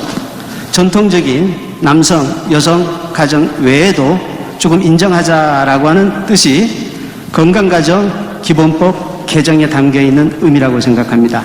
여기에 대해서도 우리 목사님 답변해 주십시오. 건강가족기본법 개정에 대해서는 민주당에서 남인순 의원하고 정춘숙 의원이 지난해 개정안을 발의를 했습니다. 그 내용은 뭐냐면 원래 가족법 개정안에는 방금 말씀해 주신 대로 혼인이나 혈연, 입양을 통해서 구성된 그러한 개념의 가족들인데 오늘날 우리가 살아가고 있는 이 사회는 굉장히 다양한 문화가 충돌하고 그리고 사실상 내재하고 있고 거기에서 발생되는 존재가 있는 거죠. 그런데 이제 그 내용들은 뭐냐면 조손가족, 한부모 가족, 다문화 가족, 싱글맘, 소위 말해서 미혼모 이러한 다양한 가족 형태가 현재 존재하고 있다는 것입니다. 이제 그러한 부분들이 지난 건강가족법에 의해서는 보호하고 양육하고 이러한 내용들이 되어 있는데 거기에서 이렇게 빠져 있는 부분들에 대해서 가족 개념 확대는 사회적 공론화 과정이 거쳐야 되는 그러한 시기가 아닌가 저는 그렇게 생각을 합니다. 이 또한 사회적 합의 후에 제도적인 장치를 마련하는 방향으로 가야 하고 생각합니다. 이것 또한 우리 안에서의 대립구도를 만들어가는 노력은 하지 않아야 된다고 생각하고요. 어쨌든 우리 사회가 이렇게 가족 자체가 변화하고 있는 것에 대한 그것에 우리도 발맞추어서 성경에서 적극적으로 그리스도의 사랑, 생명의 정신을 찾아내고 적용하는 문제로 저는 사랑과 그 법으로 보고 있습니다. 네, 답변 고맙습니다. 차별을 금지하고 혐오해서는 안 된다라고 하는 가장 기본적인 정신에 대해서는 동의하시지만 현재 제출되어 있는 법안에 있어서는 토론이 필요하다, 수기가 필요하다 이 정도로 제가 이해하면 되겠습니까, 목사님? 네, 그렇습니다. 네, 고맙습니다. 우리 강연웅 목사님에게 묻겠습니다. 일반적으로 우리 정기노회가 끝나게 되면은 이번 선거에 출마하실 분들의 윤곽이 드러납니다. 그런데 이번에는 정기노회가 끝났는데도 어느 노회에서도 추천받으신 분이 없었습니다. 노회가 끝나고 조금 시간이 지나서 임시노회를 통해서 우리 목사님이 출마하시겠다고 하는 이야기를 전해 들었습니다. 왜 그렇게 하셨는지 이유를 말씀해 주십시오. 예, 사실은 정기노회에서 추천을 받을 계획이었는데 우리 제주노회 그 일부 임원 목사님들 또 장로님들과 의논하는 그 중에 저희 노회가 이제 3월 달에 열리거든요. 그러면은 이제 정기노회들이 전국 28개 노회 보면 4월 달까지 이제 가게 되는데 글쎄요, 이런 표현 어떨지 모르겠습니다. 재미있는 표현으로 일찍 출사표를 던지고 고심을 하지 말고 예, 그런 거였습니다. 그래서 임시노회가 사실은 정기노회 하면서 임시노회가 계획이 되어 있었습니다. 그래서 임시노회 때 추천을 받는 게 좋지 않겠나 그런 의논들이 있었습니다. 근데 그런 질문을 이제 하시는 그 마음, 그 의도를 제가 충분히 짐작은 할 수 있는데 어떤 다른 의도가 있었던 것은 아니고 어떤 그런 마음들이었습니다. 그래서 그 의견이 모아져서 임시노회에서 추천을 받게 됐습니다. 답변이 충분한지 모르겠습니다. 네, 제가 듣기에는 우리 목사님이 연배는 있으시지만 학번이 좀 늦고 또 목사 안수도 좀 늦게 받으셔서 마음의 겸손함으로 혹시라도 선배 목사님들이 출마하시는 분들이 있으시면 마음으로 양보하거나 다음 기회를 생각하고 아무도 없으면 교단을 위해서 섬기겠다 이렇게 마음 먹으셔서 늦게 임시노회에서 추천받은 것으로 그렇게 저는 전해 들었습니다. 그것이 사실인가요? 물론 그 학번이 늦은 부분 또 목사 안수가 늦은 부분들 이런 부분들이 사실은 좀 많이 갈등되고 또 선배 목사님들에게 죄송한 마음이 없지 않았습니다. 그래서 그런 부분들 때문에 고민도 하고 또 갈등도 하고 그리고 많은 조언도 듣고는 했습니다. 그런데 이미 연초에 일단 그 결심을 했고요. 그리고 쭉 기도를 해왔고, 그래서 임시노에서 추천을 받고 그대로 이제 진행을 해왔던 거죠. 그런데 그러다 보니까 뭐 여러 가지 억측들이나 오해들이 좀 사실 많이 일어나고 했습니다. 그래서 그런 부분들은 죄송하게 생각을 하는데요. 그런 그 사연이 좀 있었습니다. 네. 고맙습니다. 제가 이런저런 이야기를 들어서 이번 기회에 목사님께서 발언하실 수 있는 기회를 제가 드린 것입니다. 학반이라든지 목사 세계에 있어서는 안순연도 같은 것을 어느 정도 생각을 하거든요. 그런데 이제 아무도 없었기 때문에 교단을 섬길 나서실 분이 아무도 없었기 때문에 겸손하게 기다리시다가 이제 늦게 출마하셨다, 추천을 받았다, 그렇게 이야기를 전해드렸습니다. 고맙습니다. 우리 유튜브라든지 혹은 카카오 채널을 통해서 네, 질의된 질문이 있으면 갖다 주십시오. 네.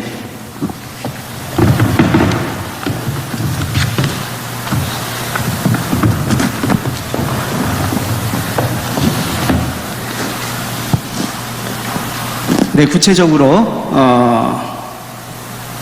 실시간을 통해서 접수된 질문이 별로 없습니다.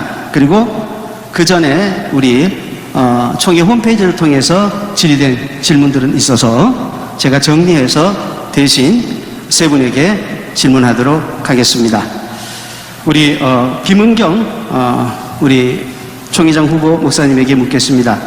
우리 코로나19가 금방 지나갈 거라고 생각했는데 1년 반 이상 계속되고 있습니다. 그래서 코로나 이후를 이야기하지 않고 코로나 위드, 코로나와 함께 살아가야 하지 않을까 하는 이야기들도 합니다. 코로나 위드 시대 혹은 코로나19 이후 시대, 우리 교단의 선교 정책 어떻게 해야 되겠는지 말씀해 주십시오. 저는 그 특별한 선교 정책이 우리가 그동안에 진행해왔던 이 부분들을 어떻게 더 정교하게 사람들과 우리 사회 구성원들과 나눠야 되는가의 문제라고 생각을 합니다. 그동안에 한국 기독교 장로회가 내놓은 선교 정책이 크게 보면은 사회 선교 정책과 그리고 우리 민족의 통일에 대한 부분들이 굉장히 강력하게 사람들에게 인식이 되고 있습니다. 이게 저는 우리 사회의 전반적인 그런 운동으로 되기를 원하는데요. 중요한 것은 그것을 내놓고 행하는 사람들의 태도 문제가 굉장히 중요했다라고 생각합니다. 그래서 특별한 다른 선교 정책보다는 말씀으로 돌아가서 정말 그 말씀을 우리가 받고 우리가 그동안에 해왔던 그러한 행동들 그리고 강령들을 진실로 정교하게 행하는 것이 능력이 되는 것이라고 저는 생각합니다. 그래서 코로나 이후뿐만이 아니라 지금 현재도 가장 중요한 것은 우리는 한 뿌리라는 것을, 그리고 선과 악의 이런 개념이라든가 아니다 기다 이런 개념이라기보다는 생명 안에서 통합을 이루어가고 화해를 이루어가는 그러한 것들을 어떻게 정책으로 정교하게, 행위로 정교하게 해 나가야 되는가. 가장 중요한 개념은 섬김과 나눔의 그러한 행동이라고 저는 생각합니다. 네, 고맙습니다. 우리 강연웅 목사님에게 묻겠습니다. 이번에 총회장이 되시면, 부총회장이 되시면 1년, 또 총회장으로 출마하시면 2년 동안 총회에서 일하시게 되는데요. 코로나19 시대에 함께 하실 것 같습니다. 방금 제가 김은경 목사님에게 물었던 것처럼 총회 선교 방향, 목회 방향, 코로나19 시대 때 그리고 이후 시대 때 어떻게 해야 될지 말씀해 주십시오. 네, 전체적인 중요한 부분들은 우리 김은경 총회장 후보 목사님께서 말씀을 하셨다라고 생각을 하고요. 좀 감론으로 들어가서 좀 말씀을 드리고 싶습니다. 제가 아무래도 목회 현장에서 중요한 부분들을 꼽으라면 예배와 전도와 선교와 다음 세대 양육이라고 생각을 합니다. 특별히 다음 세대 교육에 대한 부분, 다음 세대에 대한 그 비전 부분을 우리가 지금 갖춰야 되지 않겠나 그런 생각을 합니다. 그 일찍이 기독교 교육학자였죠. 요한 웨스토프 3세 그분이 쓴 책 중에 다음 세대에서 믿음을 보겠느냐 하는 그런 책이 그 오래전에 나온 적이 있는데 그 책을 그때 보고 제가 굉장히 충격을 받았습니다. 그분의 결론은 다음 세대들에게서 믿음을 찾아보기가 상당히 어려울 것이다. 그 대책을 강구를 해야 될 것이다. 그런 말씀을 하셨고요. 그 다음에 거기서 이제 특별히 그 눈길을 끌었던 게 어린이 시절에 그 다음 세대 어린이 시절에 그들이 믿음을 갖게 되면 설령 중간에 세상으로 나간다 할지라도 다시 교회로 회귀하는 퍼센테이지가 70% 80%까지 된다는 겁니다. 그래서 그런 그 내용들을 보면서 지금 우리 교단이 취할 많은 분야들이 있습니다만은 특별히 다음 세대 양육에 대해서 집중적으로 계획을 세우고 또 투자도 하고 또 거기에 걸맞는 많은 리더십들을 세우고 해서 그 부분들을 지금 시작해야 되지 않겠나. 좀 늦은 감도 없지 않습니다만은 그런 생각을 해 봅니다. 그래서 기회가 된다면, 그런 기회가 주어진다면은 그 일에 좀 전력 투구해 볼 수 있는 그런 기회를 좀 가졌으면은 좋겠습니다. 네, 고맙습니다. 우리 이기철 장로님, 소견서에 보니까 기장의 미래인 청소년 청년들이 교회 나오려 하고 있지 않고 성도님들도 교회 와서 대면 예배를 드리는 것보다는 영상을 통해서 온라인으로 예배 드리는 것에 익숙해져 있다라고 안타까워하셨습니다. 계속적으로 코로나19 시대가 계속될 것 같은데요. 장로님이 생각하실 때 교회 교육 부분에 있어서, 특별히 교회 교육 부분에 있어서 우리 교단적 차원에서 교육 선교, 다음 세대를 위한 선교 어떻게 해야 될 것인지 말씀해 주십시오. 네, 이 코로나19 이 팬데믹 이후에 교단 선교 방향이 상당히 중요할 것 같습니다. 어떠한 정책은 무엇보다도 교회 살리기에 상당히 중요합니다. 선교 정책이 잘못 가면요, 지금 교회가 예배 수가 자꾸 줄어듭니다. 사람들이 게을러합니다. 아이들이 잘 모이지가 않습니다. 모일 수가 없죠. 물론 우리 교단이 지난 역사 속에서 담당해왔던 그 하나님의 선교에 입각한 모든 일들이 민주, 통일, 생명 살리기에 지속되어 왔지만 앞으로는 우리가 복음으로 돌아가야 됩니다. 우리가 예수 그리스도의 복음을 한 사람 한 사람씩 집중적으로 교육을 시켜서 그들을 파송해야 됩니다. 한 성도가 예수를 믿으면요, 그 사람이 파송자가 됩니다. 또 예수님을 믿게 됩니다. 옆에 있는 사람이 예수를 믿게 되고, 그러므로 해서 우리 교단이 앞으로 건강하게 잘 자랐으면 좋겠습니다. 코로나 사태로 인해 조금 더 심각하게 표현하자면 우리 교단은 많은 교회들이 생존의 갈림길에 있습니다. 모이지를 않습니다. 개척교회는 더욱 어려워지고요. 작은 교회들은 사례비도 받지 못합니다. 사례비를 가져갈 수가 없습니다. 임대비도 못 냅니다. 이런 어려운 가운데 있습니다. 이 선교 정책을 우리 교단이 더 그 방향을 잘 잡아서 아이들이 모이고 청소년들이 모이고 교회에서 뛰놀고 환영하고 그런 교회로 발전하길 저는 원합니다. 그 목사님들이 그런 방향으로 잘 지휘해주면 우리 장로들은 잘 따라갈 겁니다. 장로가 바보가 아닌 이상 잘 따라갑니다. 그런 믿음 안에서 우리 교단이 잘 이끌어갔으면 좋겠다는 말씀을 드립니다. 감사합니다. 네, 고맙습니다. 우리 김은경 목사님에게 묻겠습니다. 우리 지난 시절 우리 한국교회 에큐메니칼 운동의 중심에는 NCC가 있었고 NCC 중심에는 우리 기장이 있었습니다. 그러나 시간이 지나며 우리 교단의 영향력이 줄어들었고 교단의 위상도 많이 축소되었습니다. 총회장님이 되셔서 에큐메니칼 운동에 참여하실 때 어떻게 해야 우리 교단의 위상을 높일 수 있고 우리 교단의 영향력을 더 크게 하실 수 있겠다고 생각하시는지 지혜의 말씀 혹은 전략을 들려주십시오. 그 에큐메니칼 운동의 정신은 다양성 속의 일치입니다.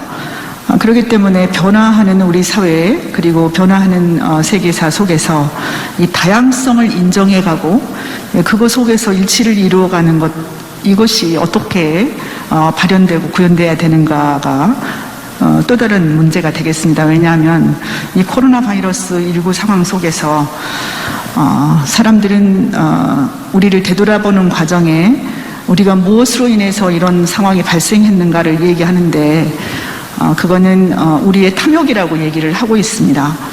그동안에 흩어진 교단들 그리고 에큐메니칼 운동을 함께 했던 사람들이 자기 교단의 유익과 이익과 정치적 그런 구도를 따라서 또 다른 어떤 것들을 만들어가고 다양하게 또 흩어지는 모습을 보고 있는데요. 노골적으로 말할 수 없는 그런 부분들은 나름대로 교단에 정치적 탐욕을 가진 사람들의 자기 이익을 따라서 진행되고 있는 부분들이 전체를 움직여가고 있는 부분도 있다라고 생각을 합니다. 그래서 저는 그 부분에 대해서 비난하거나 비판한다기보다는 한계를 가지고 그 내부에서도 분열이 오고 그 내부에서도 또 이합 집산이 진행되고 있는 이런 상황 속에서 우리가 거기에 참여하는 것이 좋을지 혹은 우리가 참여해서 어떤 동력을 이끌어내고 또 선을 이루어갈 수 있는 것인지는 좀 더 고민해보고 지켜봐야 될 문제라고 생각을 합니다. 그러나 그 논의의 중심적인 입장에서 방금 말씀해 주신 대로 그런 영향력이 없는 또는 영향력을 나타낼 수 없는 상황에서 그 모임에 참여해서 어떤 논의를 이끌어낼 것인가라는 그러한 의심이 들기도 합니다. 에큐메니칼 운동은 우리 사회가 이렇게 다양화되고 또 글로벌화 되면서 우리 내부에 있어서도 굉장히 그 다문화 그리고 다양성에 대해서는 더 심각하게 나타나고 있는 부분들이 있습니다. 이런 부분들을 어떻게 저도 우리 교단에서 대외적으로는 에큐메니칼 그런 정신을 구현하면서 연합 기구에 대한 태도를 어떻게 할 것이냐 이것과 또는 우리 내부에서도 그것을 이어나가기 위한 주도적으로 이어나가기보다는 정말 에큐메니칼 정신에 의해서 그 다양성 속에서 일치를 이루어갈 수 있는 동력을 과연 우리도 가지고 있느냐 이런 문제를 생각해 본 거를 하면 한편으로는 보수 기독교 연합기구하고 진보 기독교 연합기구 이것이 너무 이렇게 양극화되는 것을 지향하는 그러한 노력들은 있어야 되겠지만 당분간은 그러한 논의에 대해서 조금 지켜보는 것도 필요하다 그런 생각이 듭니다. 왜냐하면 우리의 그 정치적 상황과 그리고 이 코로나 바이러스로 인한 다양한 그러한 상황들 그리고 각 교단에 또 다른 입장들을 내놓고 이 코로나 바이러스 상황을 맞이하면서 극단적으로 나타나고 있는 교단들의 일부 그 욕망들이 다르게 표출되고 있는 부분에 대해서는 좀 우리가 지켜봐야 될 부분도 있다. 지켜보는 것이 아니라 우리 기독교 장로회의 그러한 그 정신을 지키면서 지켜봐야 될 필요가 있다라고 생각합니다. 네, 고맙습니다. 우리 강연웅 목사님에게 묻겠습니다. 소견서를 보니까 연합회 활동 많이 하셨는데요. 이런 일들을 하시면서 굉장히 보람되었던 기억 일 있으시면 말씀해 주십시오. 제주 권역 안에서 그 초교파적인 활동을 좀 많이 하고 있습니다. 그것이 제가 월등해서가 아니라 우리 제주 성례교회가 제주의 첫 교회이다 보니까 제주 성례교회 담임 목사가 그 자리에 가서 앉아 있어야 이 성립이 된다는 그런 보이지 않는 룰이 있습니다. 그러다 보니까 초교파적인 그런 연합 일을 이제 많이 하게 됐는데요. 지금 가장 보람이 있는 일이라고 한다면은 지금 제주에 한 22,000명의 중국인들, 중국 조선족들이 이제 들어와 있습니다. 그들을 향해서 지금 선교를 계속하고 있는데, 그 선교 대표를 맡아서 그 중국인 교회 15개를 지금 개척을 한 일입니다. 상당히 보람이 있고 기쁨이 있고 그런 일로 남아 있고요. 그리고 우리 노회 안에서 일을 좀 말씀을 드리면 제가 제주노회장으로 섬길 때 103회 총회가 우리 제주노회에서 열렸습니다. 사실 굉장히 작은 노회지 않습니까? 교회 숫자로 하면은 우리 교단 전체 교회의 2%밖에 되지 않는 아주 작은 그런 노회입니다. 근데 103회 총회를 유치를 해서 은혜롭게 잘 마쳤고요. 그리고 그때 중요했던 것이 4.3 60주년이 되던 그런 해였습니다. 4.3 평화공원 이사장님 말씀이 이제까지 한국교회 교단 차원에서 이 4.3 평화공원 와서 예배를 드린 교단이 없었답니다. 우리 교단이 최초였답니다. 그래서 굉장히 감사하고 늘 고맙다는 그런 인사를 많이 들었는데요.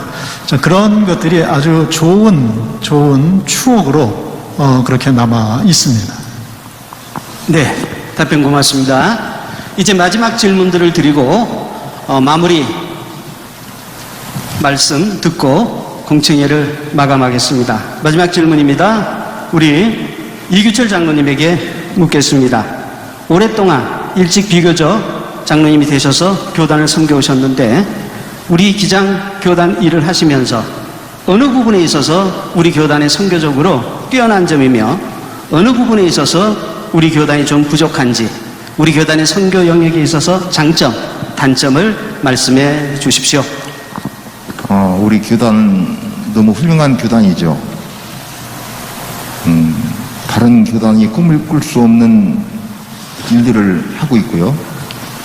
정의가 살아있고 정의를 꾸는 꿈을 꾸고 행동으로 옮기려고 하고 또 사회 선교를 하려고 노력하는 그런 교단은 별로 없습니다. 제가 너무 자랑스럽고요. 제가 어디 가면 우리 통일선교했던 문익환 목사님 너무 많이 자랑을 합니다. 지금은 그 자랑을 하면요. 옛날에는 사람들이 여기서 웃었는데 지금은 전부 다 칭찬합니다. 너무 자랑스럽고요. 근데 우리가 부족한 점은 우리 교단이 좀 복음주의로 돌아가야 된다. 열정적으로 말씀에 귀를 기울이고 강단에서 목사님 말씀하시는 그 말씀에 전적으로 아멘하고 동의를 하고 은혜를 받아야 됩니다. 그래야 힘이 생기고요. 밑에서 어떻게 우리가 말씀을 듣느냐에 따라서 목사님 말씀이 틀립니다. 우리 교단이 좀 부족한 점은 그런 부족한 점이 좀 솔직히 있고요. 자랑스러운 것은 사회선교, 통일선교, 그리고 삶 속에서 같이 들어가서 선교하는 그런 방향, 이런 거는 참 본받고 모범적인 교단입니다. 이것을 어느 교단이 뿜을 따겠습니까? 우리 교단은 너무 자랑스럽고요. 앞으로 제가 기장교인으로서 제가 어디 장로일도 연합회 활동을 하면요. 저는 기장장입니다 하고 인사를 합니다. 그러나 사람들이 옆을 쳐다볼 때 있는데 저는 기장장로라는 것을 자랑스럽게 생각합니다. 숨기지 않습니다. 기장장로입니다 하고 인사하면서 저를 내세우고 있습니다. 우리 기장장로가 된 것을 너무 감사하고요. 우리가 앞으로 복음주의로 더 돌아가서 성령의 충만한 은혜, 말씀의 은혜 받기를 늘 사모하는 모든 성도가 됐으면 감사하겠습니다. 감사합니다. 네, 고맙습니다. 우리 마지막으로 강연웅 목사님에게 묻겠습니다. 우리 교단의 교세가 매년 약해져 가고 있습니다. 우리 교단뿐만 아니죠. 한국교회 교세가 약해져 가고 있죠. 우리 목사님이 생각하실 때 우리 교회 성장하기 위하여서 우리 교단 성장하기 위해서 어떻게 해야 되겠는지 선교정책에 있어서 말씀해 주시고 또 신학 교육에 있어서도 어떤 교육이 이루어져야 하겠는지 말씀해 주십시오. 굉장히 좋은 질문을 하셨고요. 또 우리에게 큰 도전이 되는 그런 과제이기도 한데 사실 굉장히 이게 쉽고도 어려운 문제가 아니겠습니까? 자아비판적인 말씀을 좀 드리면 우리 교단이 이제까지 교회 성장에 대한 그런 마인드나 비전이 많이 부족하지 않았나 하는 그런 생각을 합니다. 제가 아까 소견 말씀드릴 때인가요? 제가 감리교인이라고 그랬는데, 제가 그 감리교를 33살까지 다녔습니다. 감리교의 집사로 섬기기도 하고 그랬었는데, 그 교회가 지금 교인이 12만 명이 됐습니다. 3,000명일 때 그 교회를 출석을 했었는데, 지금 그렇게 부흥을 했습니다. 그런데 제가 생각하는 게, 우리 교단의 이 신학적인 부분에, 이 목회학적인 그 부분에 대해서 좀 다시 생각을 해야 되지 않나, 재고를 해야 되지 않나 하는 그런 생각을 합니다. 그 신학교 시절에, 그때 신대원이었죠. 신대원 시절에 교수님과 그런 대화를 나눈 적이 있는데, 목회학에 대해서 현장 나가서 우리가 감당할 수 있는 그런 학문을 좀 배웠으면 좋겠다는 그런 질문을 한 적이 있습니다. 벌써 아주 옛날 이야기죠. 근데 그때 제가 들었던 그 대답이, 그건 현장 나가서 배우는 것이다, 이렇게 대답을 하셨어요. 그래서 그 말씀을 듣고 그런가 보다 했는데, 사실 현장 나가서 가르쳐 주는 사람이 없었습니다. 현장 나가 부딪히면서 다 배워야 되는 것이었는데, 그러다 보니까 늦어지고 교회 성장에 대한 비전을 우리가 많이 부족하지 않나 하는 그런 생각을 합니다.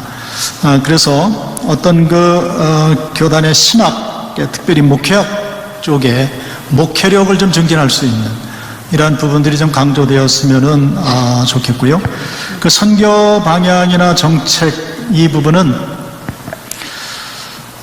제가 해외 선교를 좀 많이 해봤습니다. 한 20년 이상 해외 선교를 해봤는데, 이 해외 선교를 하면 굉장히 많은 비판을 받습니다. 교회도 부흥 안 하는데 해외까지 나가느냐 그러는데, 이거 우리 다시 생각을 해야 된다고 생각을 합니다.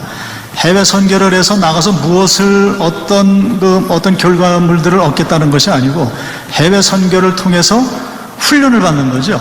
그래서 그 뜨거운 불을 붙여서 현장 들어와서 교회에서 그 부흥의 불을 붙이고 전도하고 선교할 수 있는 이런 시스템이 구축이 되어지면 거기에서 뭔가 결과물이 있다는 거죠. 제가 이제까지 목회를 사실은 그렇게 해왔습니다. 그래서 많이 제가 오해도 받았습니다. 막 보수주의다 이런 말씀도 많이 들었는데, 사실은 우리가 좀 많이 패러다임 시프트를 한다고 그러지 않습니까? 뭔가가 이제는 달라져야 되지 않겠나 하는 그런 생각을 해봅니다. 그래서 감히 이런 말씀을 드려봅니다. 네, 고맙습니다. 마지막으로 우리 총회장 후보 김은경 목사님에게 묻겠습니다. 이제 9월 달에 총회장이 되시면 총회를 2박 3일 동안 이끌어 가셔야 하고, 1년 동안 또 실행위원회라든지 이런 회의를 이끌어 가셔야 합니다.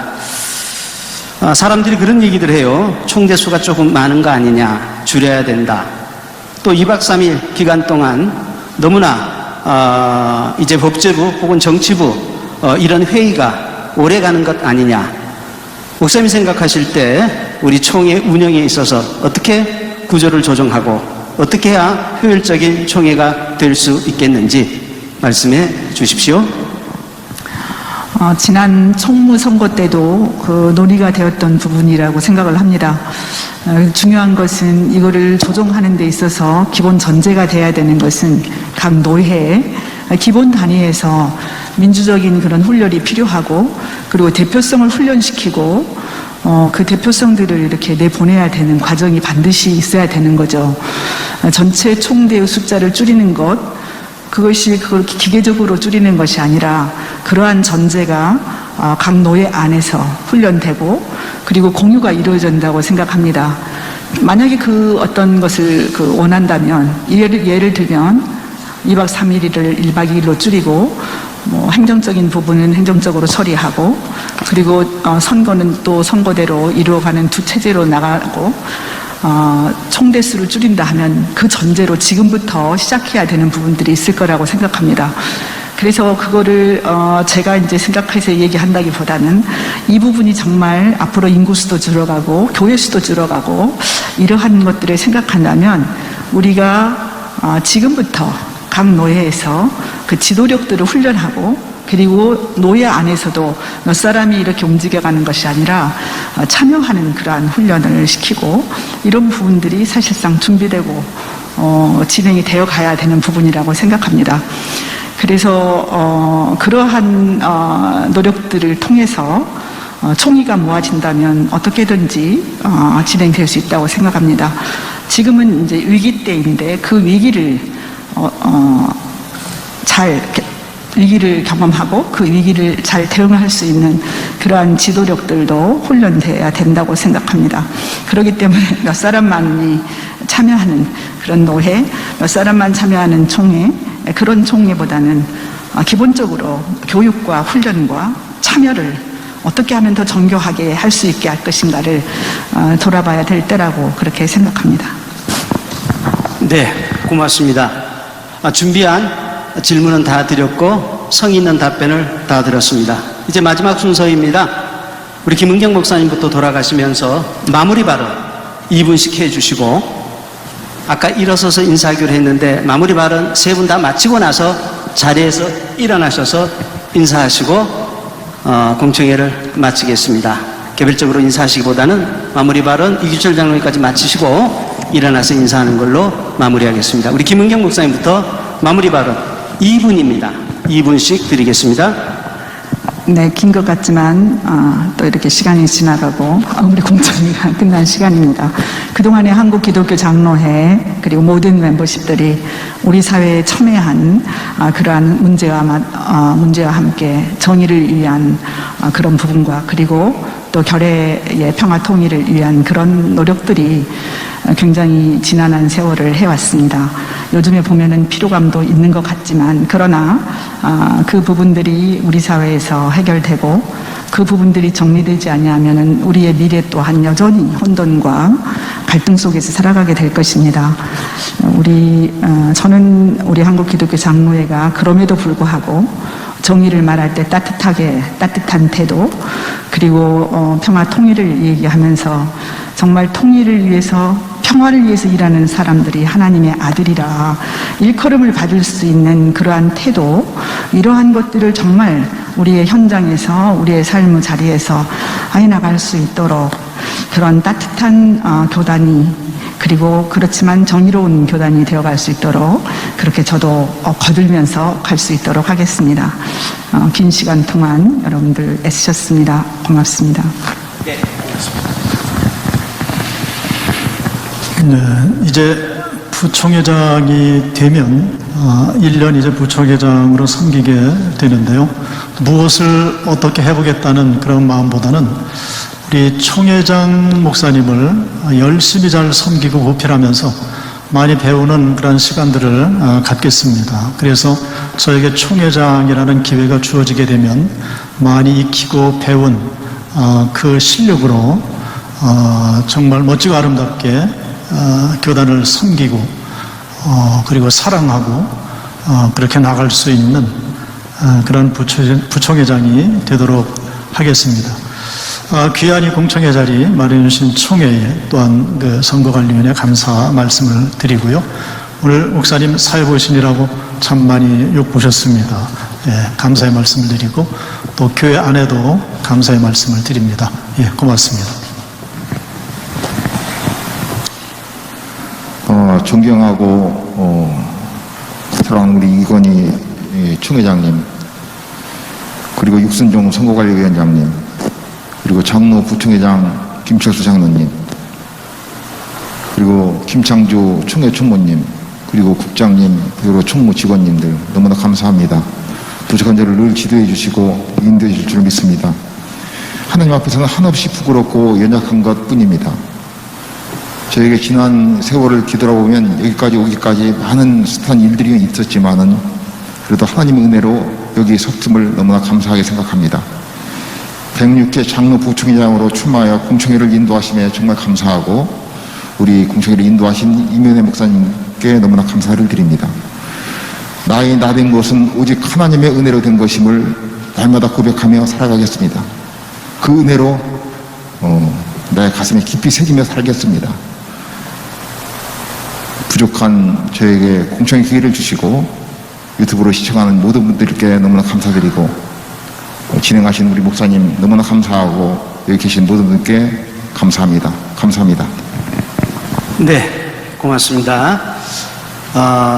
윌리엄 워즈라는 미국의 소설가가 이런 말을 했습니다. 풍랑을 만난 배, 선장 세 종류의 사람이 있는데 첫 번째 종류의 사람은 불평주의자라고 했습니다. 당황해서 투덜거린다라고 하는 것이죠. 두 번째 사람은 낙관주의자가 있다고 했습니다. 풍랑에 배를 맡기고 풍랑이 지나가기를 기다린다는 것이죠. 그런데 세 번째 사람은 현실주의자인데 돛을 고추 세우고 키를 잘 조정해서 풍랑의 바다를 빠져나온다는 것입니다. 우리 교단이 한국교회가 코로나라고 하는 위기를 만나 큰 풍랑을 만난 배와 같다라고 생각합니다. 출마하신 세 분 지도자들이 실천적인 믿음을 가지고 그리고 실현 가능한 정책을 가지고 일하는 현실주의자 지도자들이 되어 주시기를 총회원들의 마음을 담아 부탁을 드리면서 총회 공청회 마치도록 하겠습니다. 모두 세 분 자리에서 일어나셔서 인사해 주시고 우리와 같은 박수로 격려해 주심으로 공청회 마치겠습니다. 고맙습니다.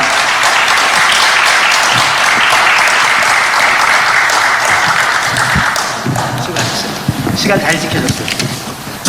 시간 잘 지켜줬습니다. 하게 돼 있어요. 네, 긴 시간 동안 온라인이지만 사랑과 깊은 관심으로 끝까지 시청해 주신 모든 우리 총대원들 그리고 기자 여러분들께 감사 인사를 드립니다. 그리고 공청회를 진행해 주신 우리 임현호 목사님 또 성심성의껏 답변해 주신 세 분의 총회장, 부총회장 후보자님들께 수고하셨다라고 하는 박수 한 번 더 보내주시면 감사하겠습니다. 이제 끝으로 선거가 끝날 때까지 공명정대한 선거가 이루어질 수 있도록 서로 많은 관심과 협력하여 수고해가는 그런 모든 기장인들이 되어줄 수 있길 바랍니다. 이제 마지막으로 우리 정기영 총회장이시고 선거관리위원회 위원장이신 흑순조 목사님 축도로 공청회를 마치도록 하겠습니다. 기도하겠습니다. 하나님, 한국교회가 내리막길입니다. 우리의 교단도 내리막길입니다. 하나님의 구중으로 듣고 겸손히 무릎 꿇고 하나님께로 돌이킵니다. 하나님, 우리를 불쌍히 여겨 주시옵소서. 우리에게 하늘의 지혜와 능력을 부어 주옵소서. 특별히 하나님이 세우신 리더십들, 우리 총회장님, 또 세워질 총회장, 부총회장님, 또 총무님과 총회 모든 일꾼들에게 지혜와 용기와 믿음을 더하여 주옵소서. 오늘 나는 모든 생각들이 잘 방향을 잡고 꽃 피우게 하옵소서. 우리 기장 공동체 위에 특별한 은혜와 자비와 긍휼을 베풀어 주시옵소서. 이제는 우리를 새롭게 하시기 위해서 죽기까지 복종하신 우리 예수 그리스도의 은혜와 이 시대마다 새로운 하나님의 사람을 세우시는 우리 하나님 아버지 놀라우신 사랑하심과 이 고난의 때를 생명의 때로 바꿀 지혜와 능력과 용기를 부어주시는 성령님의 감동 감화하시는 역사가 오늘 함께한 모든 공청 후보들과 우리 기장 총회 공동체 앞길 위에 이제로부터 영원토록 함께 하시옵기를 간절히 축원하옵나이다. 아멘.